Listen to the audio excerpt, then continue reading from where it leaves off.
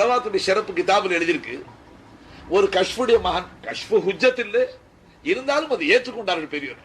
கஷ்புடைய நாதா அந்த தேனீக்களை பார்த்து கேட்டாங்களாம், நீங்க கூட்டுல தேன் கொண்டாந்து சேர்க்கிறீங்களே, இது எல்லா பூக்களையும் தானே தேன் எடுக்கிறீங்க, புளிய பூலையும் எடுக்கிறீங்க, வேப்ப பூலையும் எடுக்கிறீங்க, எல்லா பூலையும் உட்காந்து சாறு எடுத்துட்டு வரீங்க, எல்லா பூலையும் தேன் இருக்கான்னு கேட்டாங்களாம்.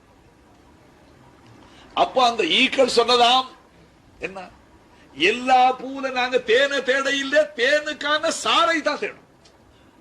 தேனை உற்பத்தி செய்வதற்குள்ள மகரம் அந்த இனிய சாறு பூக்கள்ல தான் நல்லா வச்சிருக்கோம். அதனால நாங்க எல்லா பூலையும் சாறு எடுத்துட்டு வரோம், தேன் எடுத்துட்டு வரோம்.